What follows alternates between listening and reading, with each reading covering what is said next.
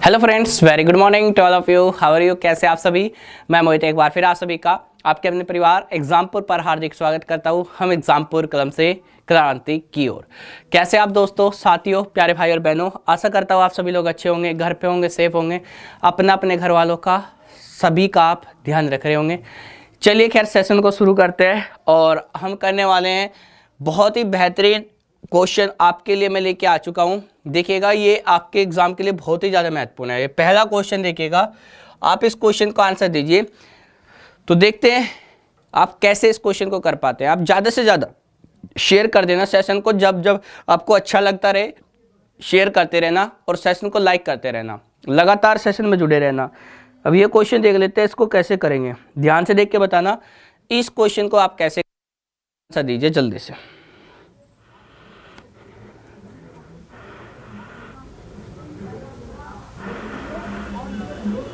ध्यान से देख के बताइए। चलिए इस क्वेश्चन को देख लेते हैं क्या कहना चाहता है। तो ये सब आपको इनको जोड़ना है। तो अगर आपको इनको जोड़ना है तो पहले नंबर ऐसे ही लिख लीजिए, ठीक है। सबसे पहले तो आप एक चीज देखिए, कितने अंकों पे दशमलव लगा हुआ है? 3 और 2 5। तो आपके जो क्वेश्चन का आंसर होगा वो भी 5 अंकों पे दशमलव तो लगेगा। तो यहाँ पे बात करें इस क्वेश्चन का आंसर की, तो पहले 2 में से होना चाहिए। चलिए चेक कर लेते हैं, एक बार चेक कर लेते हैं, ठीक है।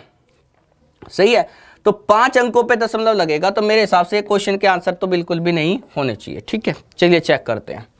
मैंने कहा 4 बार 9 है, 5 है, या आप सीधे वहीं पे जोड़ दूं क्या? मैं सीधे वहीं पे जोड़ देता हूं यहाँ पे लिख के।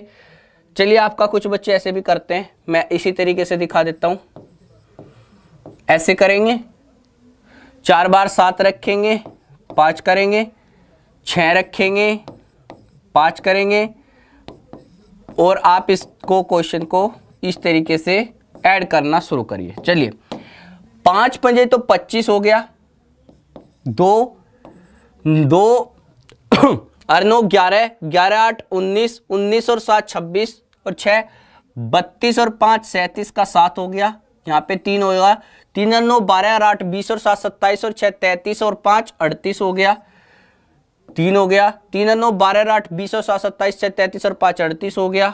3 हो गया, 3 और 9 12 और 8 20 और 7 27 और 6 33 और 5 38 हो गया। मतलब क्वेश्चन का आंसर कितना बनेगा? दशमलव कहाँ लगेगा? दशमलव आपका सारी जगह लगा हुआ था, तो ये दशमलव लग गया। तो इस क्वेश्चन का आंसर हो जाएगा पहले वाला। बताइए, यहां तक कोई दिक्कत है? सभी का आंसर आ गया क्या? Very good. तो पहले वाले क्वेश्चन का आंसर क्या होगा? पहला ही ऑप्शन हो जाना चाहिए। आप चेक कर लीजिए कहीं गलती तो नहीं है। नेक्स्ट क्वेश्चन पे आ जाते हैं और नेक्स्ट वाले क्वेश्चन को देख लेते हैं कौन सा क्वेश्चन है आपके लिए। ये क्वेश्चन जरा देख के बताओ, इसको कैसे करेंगे, ध्यान से देख के बताना इस क्वेश्चन का आंसर।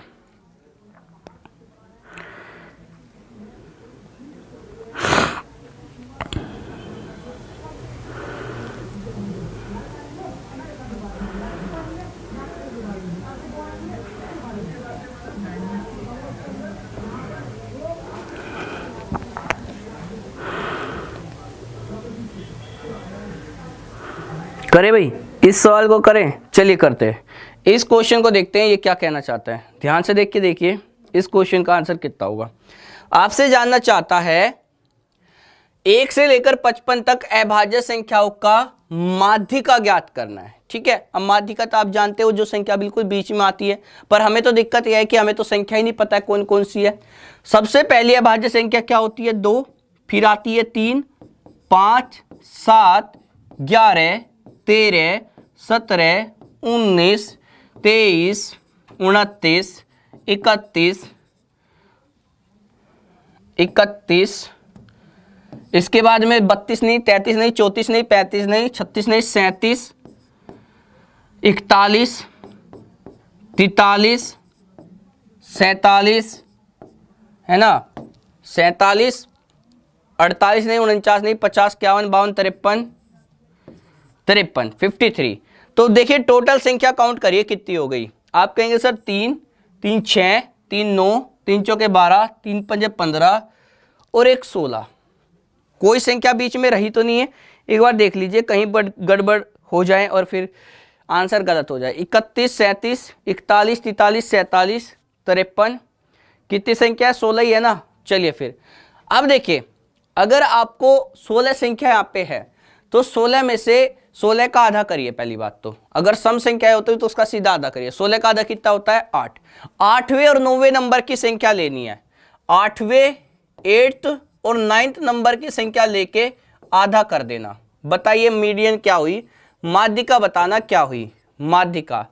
तो हम इस क्वेश्चन पे अगर माध्यिका निकालते हैं तो माध्यिका बताना जरा क्या हुई, देख के बताओ। सबसे छोटी 7 संख्या काट दीजिए। सबसे छोटी ये देखिए, ये छोटी है ना सारी, 3, 2, 5, 6 और 1, 7। बस ये दोनों संख्या लीजिए और दोनों को जोड़ के आधा करिए। 19 में 23 जोड़ेंगे कितना हो जाएगा? 42। और 42 का आधा कितना होता है भैया? 42 का आधा होता है 21। इस क्वेश्चन का आंसर 21। इस क्वेश्चन का आंसर कितना होगा? 21 होगा। इस क्वेश्चन का आंसर कितना होगा मेरे भाई? 21 होगा। सभी का आ गया? वेरी गुड, बहुत बढ़िया। नेक्स्ट क्वेश्चन पे चलते हैं। ये क्वेश्चन खत्म सा था, मिट्टी डालते हैं, लेकिन ये क्वेश्चन एग्जाम में आया हुआ है। बस ये क्वेश्चन आसान जरूर है लेकिन टाइम लेने वाला था, इसलिए आपको एग्जाम में आया। टाइम लेने वाले क्वेश्चन होते हैं ना, वैसे ही परेशान करते एग्जाम में। ये क्वेश्चन देख के बताओ ये क्या कहना चाहता है। इस क्वेश्चन का आंसर बताना जरा, ये क्या कहना चाहता है, ध्यान से देख के बताओ।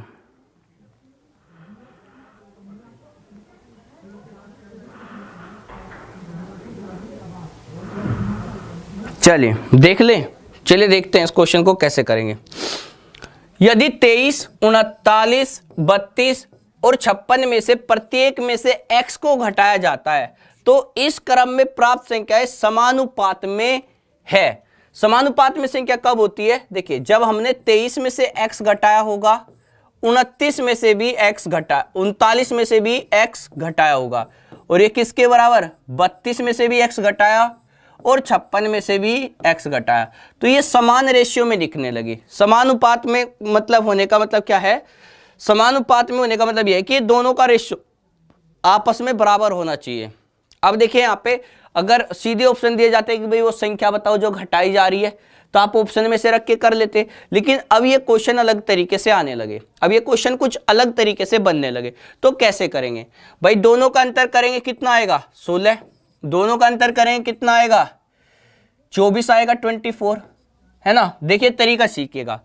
इसे 8 से काटिए और इसे भी 8 से काटिए। इस 3 की गुना इसके ऊपर वाले के साथ 23 माइनस एक्स, और इस 2 की गुना इसके ऊपर वाले के साथ, तो 2 गुना 32 माइनस एक्स, तो ये क्या हो गया? 64, और ये हो गया 69। 69 में से 64 जाएगा, 69 में से कितना जाएगा बच्चा? 64 जाएगा, 64। तो कितना बचेगा? 3x और माइनस का 2x, तो 3x इधर भेज दीजिए, तो 3x में से 2x घटा दीजिए, तो x की वैल्यू कितनी आ गई? 5। तो यहां से x की वैल्यू कितनी निकल के आ गई? 5। अब आपसे क्वेश्चन क्या जानना चाहता है? क्वेश्चन जानना चाहता है x + 4 और 3x + 1 की वैल्यू। तो x की वैल्यू रख दीजिए और इसका मध्यानुपाती बताना, मध्यानुपाती, मीन प्रोपोर्शन। तो अगर दो संख्या देके इनका मीन प्रोपोर्शन पूछे तो वो होते हैं a और b। आपकी a की वैल्यू कितनी हो जाएगी भाई? 5 में 4 जोड़िए 9, और 5 दिए 15 1 16, और 9 और 16 का वर्गमूल कितना होता है? 3 गुना 4, यानी ये क्वेश्चन का आंसर कितना हो गया? 12। इस क्वेश्चन का आंसर हो जाएगा 12। बस x की वैल्यू इसमें रख दीजिए और इन दोनों का वर्गमूल कर दीजिए, इन दोनों का वर्गमूल कर दीजिए। बताइए आंसर आ गया क्या? आगे चले, नेक्स्ट क्वेश्चन पे चलते हैं। नेक्स्ट क्वेश्चन देख लेते हैं और किस तरह का सवाल आता है, ध्यान से देख के बताना नेक्स्ट क्वेश्चन को। क्वेश्चन नंबर 4 पे आते हैं, सभी का 12 आ रहा है। चलिए बहुत बढ़िया। क्वेश्चन नंबर 12 देखिए, इसको क्वेश्चन नंबर 4 देखिए, इसको कैसे करेंगे ध्यान से देख के बताओ।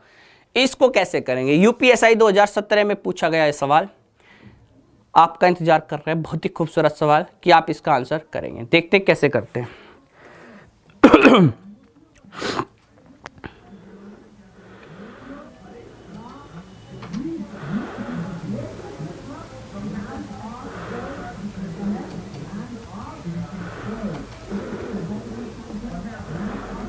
आ गया?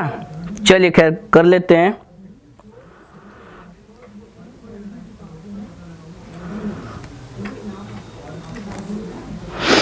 इस क्वेश्चन को देखिए, इसको कैसे करेंगे ध्यान से देख के बताओ। सेब, संतरे और आम की संख्या क्रम से 5, 7, 8 के अनुपात में है। फल विक्रेता ने फलों की संख्या क्रम से 40%, 50% और 75% से बढ़ा दी। भाई देखिए, पहले संख्या कितनी थी? 5, 7, 8 के अनुपात में थी और संख्या कितनी बढ़ा दी? 40%। मतलब हमारे हिसाब से ये भी 100% है, ये भी अपने आप में 100% है, ये भी 100% है। अगर मैं कहूँ 40% बढ़ा दिया तो क्या हो जाएगा? 140 प्रतिशत है तो रेशियो में प्रतिशत कट जाएगा, ये 150% हो जाएगा। ये कितना हो जाएगा? 7 का 150% और ये हो जाएगा 8 का 175%। ठीक है भाई, कितना? 175%। अब ध्यान से देख के गुना करके बताओ कितना होगा। 5 का 140, 7 का 150, 8 का 175, तो ये हो जाएगा 14 पंजी 70, 700%। प्रतिशत तो हटा ही जाएगा, ठीक है ना, प्रतिशत तो काट ही दीजिए रेशियो में, क्योंकि नीचे 100 आएगा, 100 से 100 सारी जगह कट जाएगा। अब ये देखिए 15 सत्ते 105, 15 सत्ते 105, 1050 हो गया। 8 पंजे 40, 4 8 सत्ते 56 और 4 60, 6 8 एकम 8 और 6 14, ये हो गया 1400। अब देखिए 0 से 0 कट जाएगा और 35 से काट दीजिए, 35 से पूरा रेशियो कट रहा है। 35 से कैसे पता चला? दो संख्याओं का अंतर हमेशा में से होता है, तो मैं से काट रहा हूं, मतलब 35 से काट के देख रहा हूं। 35 दूनी 70, 35 3 105 और 35 चौका 140, तो 2:3:4। इस क्वेश्चन का आंसर कितना होगा? 2:3:4। बताइए कोई दिक्कत है क्या? कर सकते हैं मेरे भाई? बताइए कर सकते हैं क्या? इस तरीके से सवाल को कर सकते थे, इस तरीके से सवाल को कर सकते थे। नेक्स्ट क्वेश्चन चलते हैं। इनमें कभी भी कोई भी डेटा चेंज होता है तो कैलकुलेशन में गलती नहीं होगी, आप क्वेश्चन को बहुत ही अच्छे से कर पाएंगे। ठीक है बच्चा, हर क्वेश्चन को आप आसानी से कर पाएंगे, ये तरीका अच्छा है। ये देखिए क्वेश्चन नंबर 5। इसको बताइए, इसको कैसे करेंगे?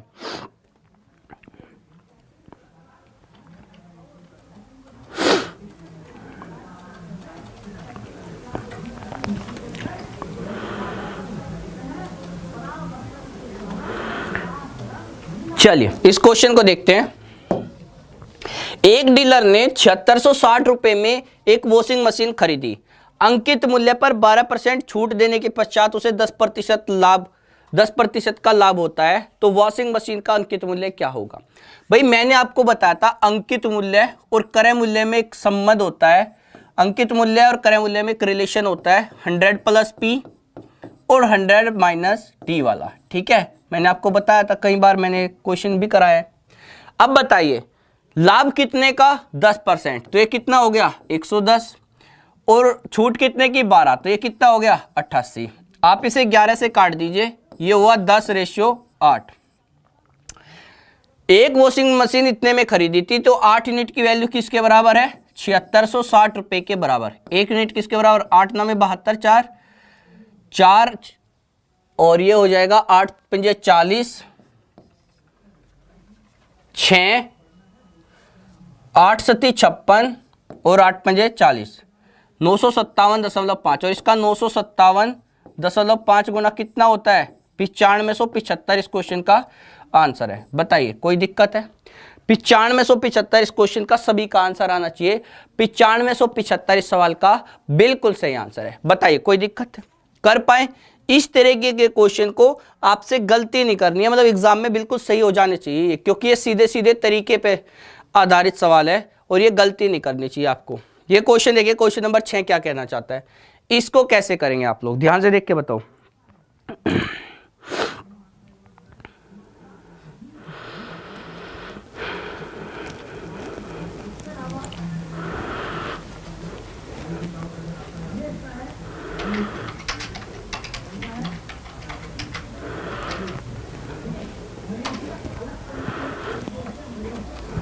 बताइए इस क्वेश्चन का आंसर कितना होगा?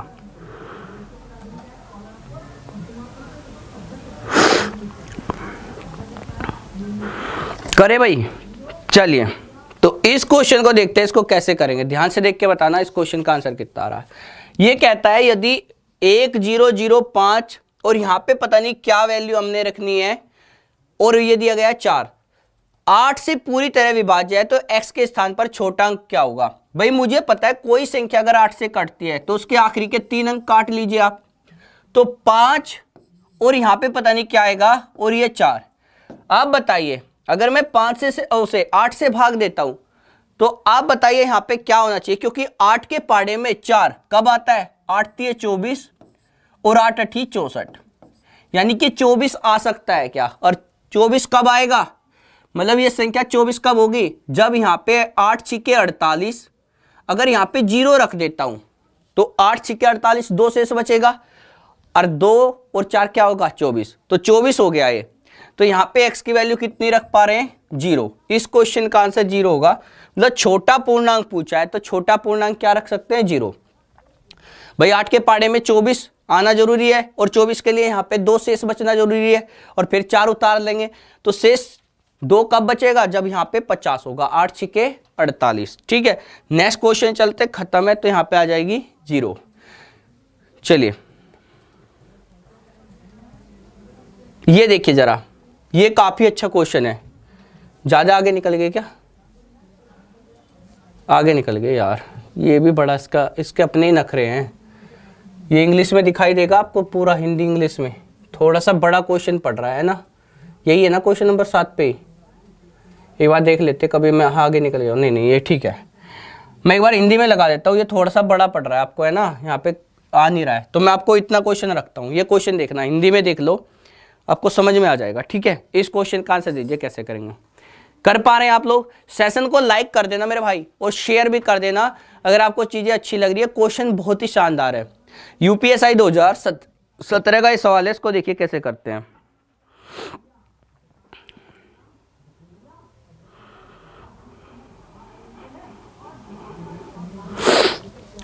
बताइए इस क्वेश्चन को आप कैसे करेंगे, इस क्वेश्चन को आप कैसे करेंगे, ध्यान से देख के बताना। देखिए अगर मैं इस क्वेश्चन की बात करूं तो इस क्वेश्चन को आप कर सकते हैं बहुत ही आसान तरीके से। एक स्कूल में मैकेनिकल विभाग के A1, A2 और B1 अनुभाग में छात्रों की संख्या क्रम से 72, 96 और 144 है। देखिए हमारे पास में 3 सेक्शन है, A1, A2 और B1, 3 सेक्शन है, और इनमें छात्र कैसे कैसे हैं? इसमें 72 छात्र है, इसमें 96 और इसमें 144 छात्र है। ठीक है बच्चा, ध्यान से। प्रत्येक कक्षा में छात्रों की संख्या ज्यादा होने के कारण प्रधानाचार्य कमरों की संख्या बढ़ाना चाहते हैं। कमरे की कितनी न्यूनतम संख्या आवश्यक होगी यदि हर कमरे में बैठे हुए छात्रों की संख्या समान हो और प्रत्येक कमरे में केवल एक ही अनुभाग से छात्र होने चाहिए? ऐसा भी होना चाहिए। तो मतलब प्रधानाचार्य यहाँ पे परेशान है, कहते कि भाई बच्चे बहुत ज्यादा हो गए हैं और मैं चाहता हूं कि भाई संख्या तो बढ़ानी पड़ेगी कमरों की, अब बैठ नहीं सकते, तो ज्यादा से ज्यादा बच्चे कमरे में भी आ जाए, हमें भी कोई दिक्कत ना हो, और अगले वाले सेक्शन में भी सेम बच्चे रहने चाहिए, हर कमरे में समान बच्चे रहे, और अलग अलग विभाग के ऐसे भी नहीं होने चाहिए कि एक दूसरे के साथ बिठा दिए। ठीक है, तो सबसे पहले देखते हैं अधिकतम बच्चे बैठ कितने सकते हैं कमरे में। तो इनका में से लेते हैं, 2 संख्याओं का अंतर ही में से हो सकता है, इनका कोई टुकड़ा उस अंतर का, तो 24 से ये भी कटता है, ये भी कटता है, ये भी कटता है। तो देखिए हमने देख लिया कि हमारे कमरे में अधिकतम छात्र 24 बैठ सकते हैं, और 24 से इसे भाग देते हैं 3, इसे 4 और इसे 6। तो बताइए कमरे कितने बने? पहले वाले विभाग के लिए 3 कमरे, दूसरे के लिए 4 और तीसरे के लिए 6। 6 4 10 और 3 13। तो हमारे पास में ऐसे 13 कमरे बनेंगे। ऐसे 13 कमरों की हमें कम से कम जरूरत तो पड़े ही पड़ेगी। ठीक है, नेक्स्ट क्वेश्चन चलते हैं। क्वेश्चन नंबर आ जाता है नेक्स्ट, ध्यान से देख लेना, इस क्वेश्चन का आंसर 13 आना चाहिए। कुछ बच्चे 24 कर सकते हैं, जो गलत है। 24 नहीं करना है क्योंकि 24 तो अधिकतम बच्चों की संख्या है। ये क्वेश्चन देखिए जरा,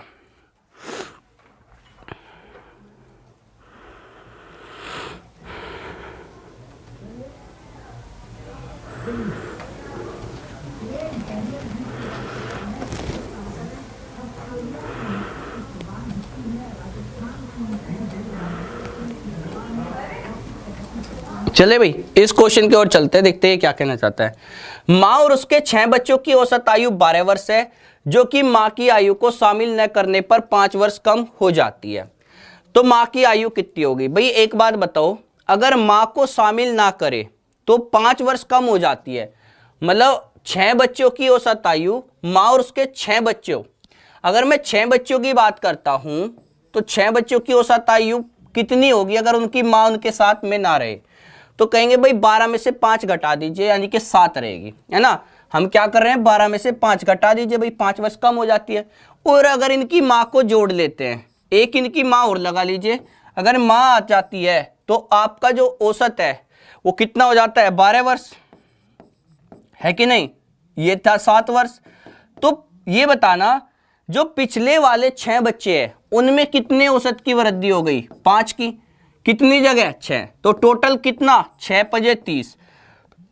तो माँ की उम्र ऐसी होगी, मतलब उसने अपने हिस्से का 30 वर्ष शेयर कर दिया और अपने लिए 12 वर्ष भी बचाए।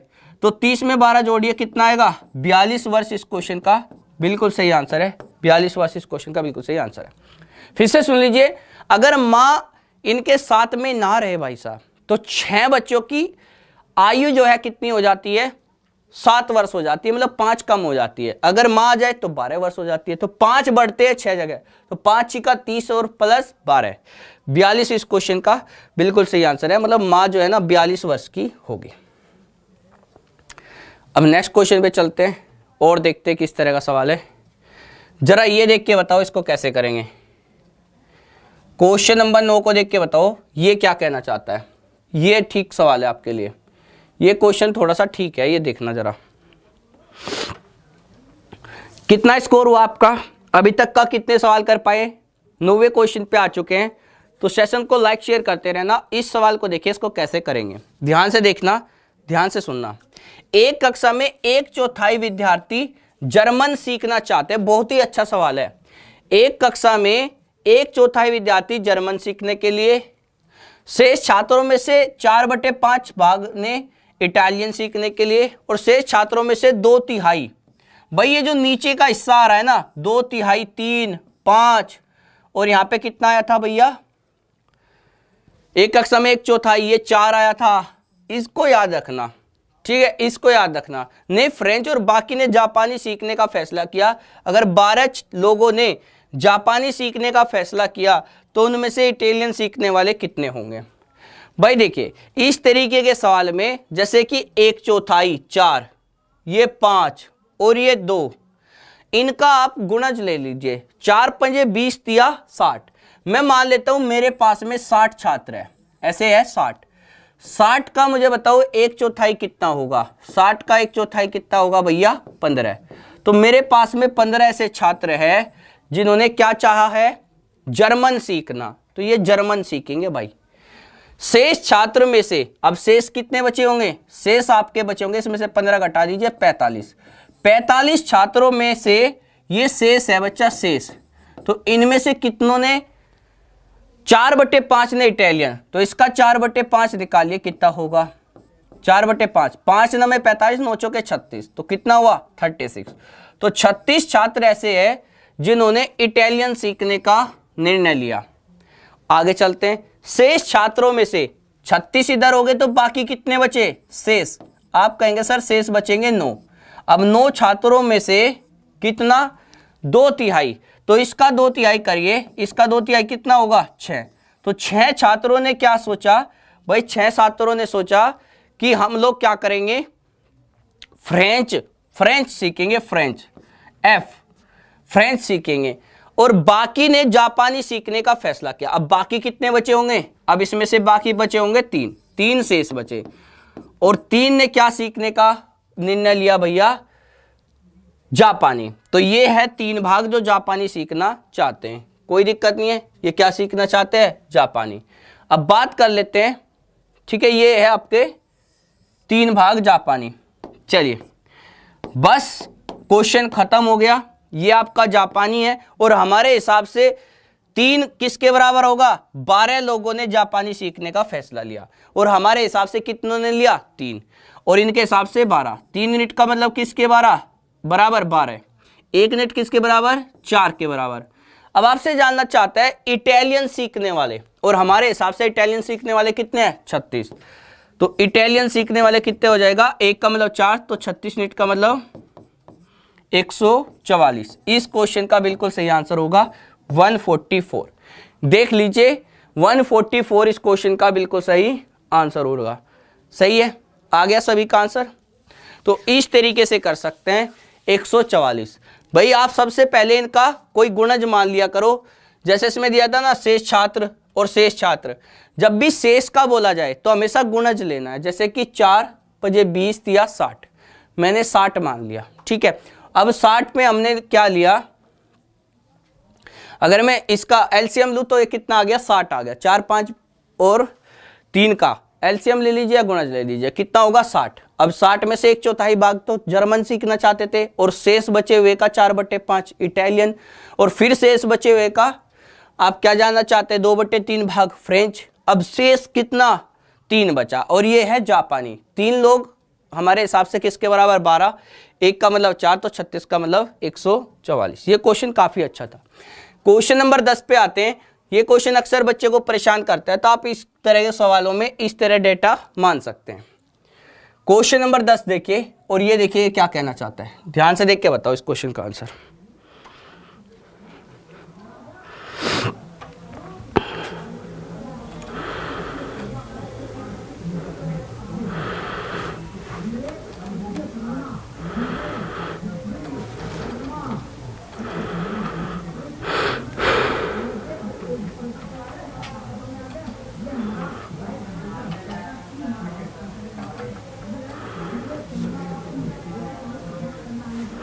करें भाई, इस सवाल को देखते हैं ये कैसे करेंगे। ध्यान से देख के बताओ इस क्वेश्चन का आंसर कितना होगा। ध्यान से, 60 किलोमीटर की दूरी तय करने में आमिर सलमान से 4 घंटे अधिक लेता है, ठीक है। अगर आमिर अपनी गति दोगुनी कर दे तो वह सलमान से 2 घंटे कम समय लेता है। मतलब हर केस में आप देखेंगे आमिर किससे तुलना कर रहा है, सलमान से। आमिर कहता है सलमान से यार पहले 4 घंटे देर में पहुंचता था, अब दुगनी स्पीड कर दी तो 2 घंटे पहले पहुंचता हूं। अब छोड़िए सलमान को, सलमान तो एक भ्रम है यार, दिक्कत सिर्फ आमिर खान के साथ में ही है यहाँ पे। आप ये कह लीजिए कि वो पहले जिस चाल से चलता था वो 4 घंटे लेट पहुंचता था, अब अगर उसने अपनी चाल को डबल कर दिया तो 2 घंटे पहले पहुंचने लगता है। हो गया ना क्वेश्चन आसान। तो सलमान तो सिर्फ भ्रम है यहाँ पे।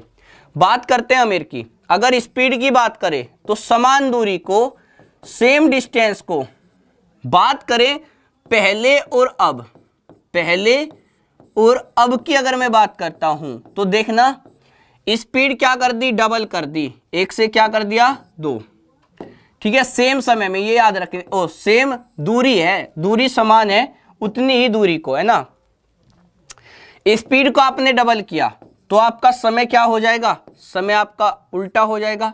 अगर समान दूरी तय करते हैं तो 2:1। हमारे हिसाब से कितना समय कम लगने लगा, हमारे हिसाब से 1 मिनट, और इनके हिसाब से किसके बराबर होगा, 4 घंटे लेट पहुंचता था, अब 2 घंटे पहले, तो 4 में 2 जोड़ेंगे कितना हो जाएगा, 6 घंटे के बराबर। अब बताइए वो पहले कितने समय में पहुंचता होगा, तो 2 यूनिट की वैल्यू 12 घंटे, मतलब वो पहले 12 घंटे में पहुंचता होगा। पहले कितने घंटे में पहुंचता होगा, 12 घंटे में। और आपसे क्या जानना चाहते हैं, आमिर की गति क्या होगी, तो आप ही बता दो यार। 60 किलोमीटर दूरी है जिसे वो तय करता है, और कितने घंटे में, 12, तो स्पीड क्या हो गई, 5 किलोमीटर प्रति घंटा। इस क्वेश्चन का बिल्कुल सही आंसर होगा। ये क्वेश्चन बताइए आपको समझ आया कि नहीं आया। पहली शिफ्ट का पेपर है ये, 12 दिसंबर फर्स्ट शिफ्ट में ये क्वेश्चन आया हुआ है, ये क्वेश्चन, ठीक है। तो ऐसे कर सकते हैं। सलमान खान का कुछ नहीं है यहाँ पे, सलमान खान का तो एक नाम ही ले रहा है, ये कहता है कि मैं सलमान से 4 घंटे पहले अपनी स्पीड को डबल करता हूँ तो 2 घंटे पहले, तो सलमान का तो कोई मतलब नहीं है, ये खुद से ही परेशान है। आगे चले, नेक्स्ट क्वेश्चन देखते हैं। क्वेश्चन नंबर 11 पे आ जाते हैं, देख के बताना इस क्वेश्चन का आंसर कितना होगा। चलिए फिर ये क्वेश्चन आ जाता है स्क्रीन के ऊपर, इसको देख के बताओ। ये टैंक वाला सा सवाल है, इसको आप कैसे करेंगे, इस क्वेश्चन को ध्यान से देख के बताओ जरा। चलिए देखते कौन बच्चा करके दिखाता है, ध्यान से देख के बताना।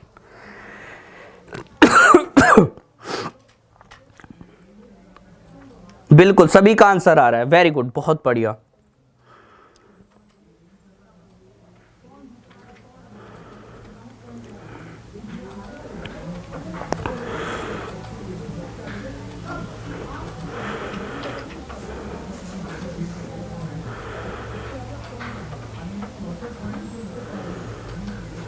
चलिए आ गया। देखिए अगर मैं इस क्वेश्चन को करने की बात करता हूं, इस क्वेश्चन को कैसे करें। दो पाइप एक टंकी अलग अलग काम करके 5 घंटे और 8 घंटे में भरते हैं, जबकि एक तीसरा पाइप इस भरी टंकी को 3.2 घंटे में खाली कर सकता है। यदि तीनों पाइपों को खोल दिया जाए तब टंकी पूरी तरह खाली हो तो इस टंकी को पूरा भरने में कितना समय लगेगा। आप एक बात बताओ भाई, अगर मैं इससे करवाऊं काम पहली वाली टंकी से, यहां दूसरी है और एक तीसरी, 3 टंकियां है हमारे पास। पहले वाली 5 घंटे में करती है, कोई दिक्कत नहीं। दूसरे वाली 8 घंटे में भरती है, कोई दिक्कत नहीं। जबकि एक तीसरा पाइप इस भरी टंकी को 3.2 घंटे में खाली कर देता है, मतलब ये काम खाली करने का करेगा, इसलिए माइनस लगा देते हैं। इसका काम उल्टा है भाई। तो देखिए क्वेश्चन ना यहाँ पे आके फंस जाता है कि भैया ये दशमलव में, इसका एलसीएम कैसे लेंगे।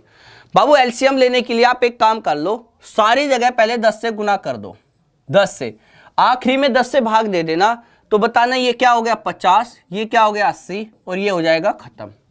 अब इसका एलसीएम लेके बताओ कितना होगा। 80 और 50 का एलसीएम तो 400 हो गया, और 32 से 400 में कटने में क्या दिक्कत है। आप कहेंगे सर 2 की कमी है, 2 की, क्योंकि 16 और 2 में टूट सकता है 32, 16 गुना 2, और 16 से इसको काटा जा सकता है, 16 दूनी 32, 8 16 पजे 80, 25 बार। लेकिन यहाँ पे किसकी कमी है, 2 की, तो ये हुआ इसका एलसीएम। अब ध्यान से देख के बताओ, 50 से भाग देंगे कितना होगा 16, ठीक है भाई। 800 को भाग दीजिए ना, ये पूरा 800 मान लीजिए। अब 800 को 50 से भाग दीजिए कितना 16, इसको भाग देंगे 10, और 32 से भाग देंगे कितना आएगा 50 आएगा कि नहीं आएगा। 16 दूनी 32, 16 पंजे 80, 50, 25 आएगा 25, ठीक है। चलिए अब ध्यान से देख के बताओ, अब आपका टोटल काम कितना है 800, और ये क्या कहता है क्वेश्चन, यदि तीनों पाइपों को खोल दिया जाए जब टंकी पूरी तरह खाली हो तो इस टंकी को भरने में कितना समय लगेगा। भाई कैसे करें इस क्वेश्चन को। अब तीनों को खोलना है, हमें पता है ये 16 लीटर पानी डाल सकता है, ये 10, 16 और 10 26 डाला और 25 निकल गया, तो फाइनली कितने लीटर पानी गया 1 लीटर। 1 लीटर पानी कितनी देर में, आप कहेंगे सर तीनों को एक साथ खोला गया था, 1 लीटर पानी 1 घंटे में भरा, तो बताना 800 लीटर पानी कितनी देर में भरेगा। आप कहेंगे सर 800 घंटे में भरेगा। लेकिन एक बात ध्यान रखना मेरे भाई, एक बात ध्यान रखना, जिससे आपने गुना करी थी आखिरी में उससे भाग भी देना है, आखिरी में उससे भाग भी देना है। तो 10 से गुना की थी ना हमने सारी जगह, तो वर्क को भाग दे देना, जो आपका टोटल वर्क होगा ना। आप इस सवाल को इस तरीके से समझिए, आप यहाँ को इसको हटा दीजिए। अगर मैं आपसे कहूँ कितना टाइम लगेगा सभी को, तो 800 कैपेसिटी है और कितना पानी जाता है 1 घंटे में 1, और इसे 10 से भाग देंगे, क्योंकि हमने आखिरी में 10 से भाग इसलिए देना पड़ रहा है क्योंकि हमने शुरू में 10 से गुना करी थी। इसका काम सिर्फ यहाँ पे है, एफिशिएंसी पे इसका कोई फर्क नहीं पड़ता है। इसका फर्क सिर्फ टोटल वर्क पे पड़ेगा, टोटल वर्क यानी कि एलसीएम पे। तो एलसीएम हमारा 10 गुना ज्यादा आया था, तो 10 गुना कम करेंगे, मतलब 10 से भाग दे देंगे। जो भी आप गुना करेंगे ना, इस फैक्टर से आखिरी में से भाग भी देंगे, ठीक है बच्चा, ध्यान से देख लीजिए। अब बताना कितने हुए 80 घंटे, और 80 घंटे का मतलब किसके बराबर होता है, एक दिन में 24 घंटे। तो 80 को 24 से भाग दीजिए, तो आप कहेंगे सर 24 दिए 72 और 8 घंटे बच जाएंगे, यानी कि 3 दिन और 8 घंटे इस क्वेश्चन का सही आंसर है। 3 दिन 8 घंटे इस क्वेश्चन का बिल्कुल सही आंसर है। क्वेश्चन काफी अच्छा है क्योंकि यहाँ पे आपको एलसीएम लेने में दिक्कत हो सकती है, तो 3 दिन 8 घंटे बिल्कुल सही आंसर होगा। नेक्स्ट क्वेश्चन चलते हैं। 3 दिन 8 घंटे जितने भी आ रहा था आंसर, जितने बच्चों का, वो मैच कर लीजिए, बाकी अपना चेक कर लीजिए कहाँ गलती आपकी रही थी। ये क्वेश्चन देखिए जरा, क्वेश्चन नंबर 12।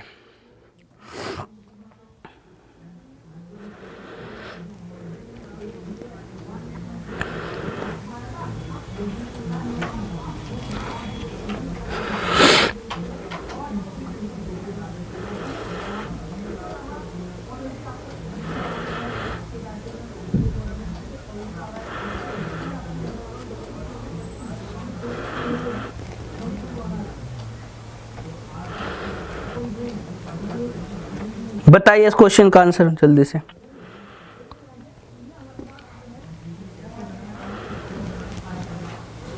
करे भाई, चलिए कर लेते हैं इस क्वेश्चन को, देखते हैं इसको कैसे करेंगे। ध्यान से देख के बताना। अंकिता अनु से 2 वर्ष छोटी है। अंकिता अनु से 2 वर्ष छोटी है। 4 वर्ष बाद अनु 3 साल पहले अंकिता की उम्र से दोगुनी होगी। अंकिता और अनु की वर्तमान आयु का पता लगाइए। भाई एक बात देखो, अगर मैं अंकिता की बात करता हूं और यहां पे अनु की बात करता हूं, एक रेशियो में लेता हूं अंकिता और अनु को। आप कहेंगे सर अंकिता अनु से 2 वर्ष छोटी है। अंकिता अनु से पहले से कितने वर्ष छोटी है? 2 वर्ष छोटी है। ये इससे 2 वर्ष छोटी है, मतलब कौन छोटा है? अंकिता। 4 वर्ष बाद अनु, यानी कि अनु को कितना और आगे बढ़ा दिया जाए? 4 वर्ष, ठीक है। और अनु 3 साल पहले, अनु को कितना छोटा कर दिया जाए? 3 साल पहले, ठीक है। तो बताना क्या हो जाती है? आप कहेंगे सर अंकिता की उम्र से दोगुनी हो जाती है। अंकिता की उम्र से दोगुनी होगी। किसकी उम्र? अनु 3 साल पहले अंकिता की उम्र से दोगुनी होगी। तो अंकिता की उम्र की से दोगुनी हो जाएगी। कौन हो जाएगी? अनु। तो अनु को कर दीजिए 2, इसको कर दीजिए 1। फिर से देख लीजिए, कोई दिक्कत हो दोबारा समझ लीजिए। अंकिता अनु से 2 वर्ष छोटी है, मतलब यहां पे अंकिता जो है छोटी है 2 वर्ष। अब मैं 4 वर्ष बाद की बात करूं तो अनु को तो कर देते 4 वर्ष बड़ा, जो पहले से ही बढ़िया से और 4 वर्ष बड़ा कर दिया। और 4 वर्ष बाद अनु 3 साल पहले अंकिता, और जो पहले से छोटी थी 2 साल, उसे और छोटा कर दिया, 3 साल छोटा कर दिया। 3 साल पहले अंकिता की उम्र से दोगुनी होगी। तो देखिए क्या 2 गुना दिख रहा है आपको? अनु की उम्र अंकिता से 2 गुना। अब ध्यान से देखिए, अब मुझे बताओ ये जो अंतर होगा ये किसके बराबर होगा? 1 यूनिट। आप कहेंगे देखिए सर अनु और अंकिता पहले से 2 साल छोटी बड़ी थी, अनु को और बड़ा कर दिया 3 साल, 3 या 4 साल, और अंकिता को और छोटा कर दिया। तो 2 और 4 6 और 3 9, टोटल अंतर 9 वर्ष का हो जाएगा। मतलब अंतर कितना होगा? 9 वर्ष। 1 यूनिट का मतलब 9। तो अगर मैं आपसे कहूं अंकिता की आयु बताओ तो आप कहेंगे सर 9 वर्ष, ठीक है। अगर मैं आपसे कहूं कि भैया अंकिता की उम्र 9 वर्ष है और ये कब है? जब आपने उसे 3 वर्ष छोटा किया था। तो अगर इसमें 3 जोड़ दूं तो वर्तमान क्या होगा? 12 वर्ष। 1 यूनिट की वैल्यू 2, तो 2 यूनिट की वैल्यू कितनी? अगर मैं अनु की बात करता हूं तो अनु की बात करते हैं तो 18 वर्ष। और 18 वर्ष कब? आप कहेंगे सर 4 वर्ष बाद। तो 4 इसमें से कम कर दीजिए तो 14 वर्ष कब? वर्तमान में। तो 14 वर्ष इस क्वेश्चन का और 12 वर्ष इस क्वेश्चन का आंसर होगा। 12 और 14 ये इस क्वेश्चन का बिल्कुल सही आंसर है। 12 और 14 इस क्वेश्चन का बिल्कुल सही आंसर है। आप देख लीजिए, नहीं तो आप इसे बाई ऑप्शन भी कर सकते थे। जैसे कि मैं कहूं भाई दो कोई सा भी ऑप्शन छाट लीजिए और 2 वर्ष का अंतर देख लीजिए, 2 वर्ष का अंतर है क्या? तो सब में 2 वर्ष का अंतर दिया गया होगा।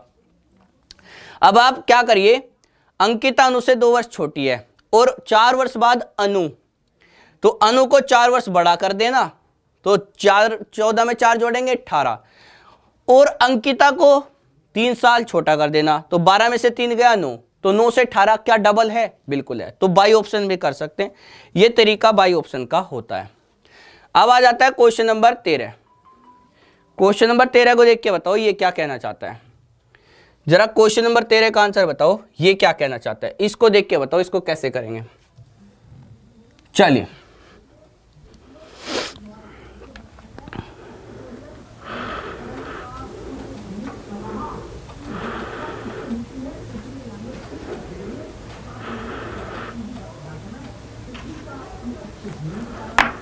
ध्यान से देख के बताना भाई।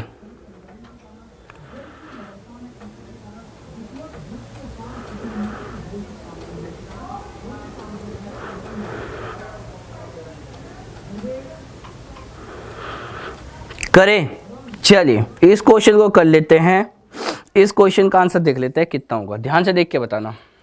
चलिए देखिए, किसी इमारत की ऊंचाई ज्ञात करें यदि सूर्य की परछाई 60 डिग्री से 45 डिग्री तक कम होने पर सूर्य की छाया 10 मीटर बढ़ जाती है।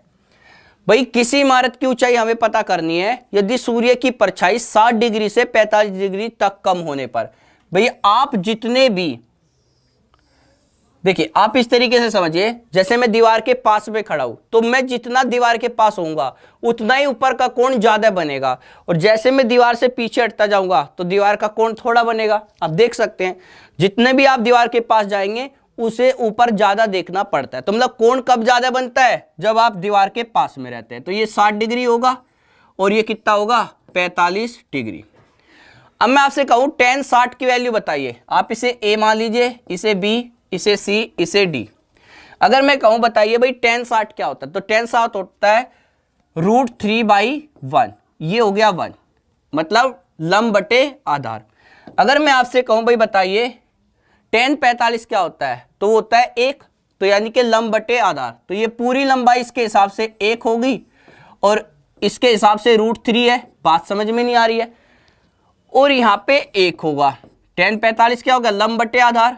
भाई बात यहाँ पे समझ नहीं आ रही है कि यार एक तो कहता है √3 होगी या लंबाई, एक कहता है 1 होगी, तो दोनों में झगड़ा है।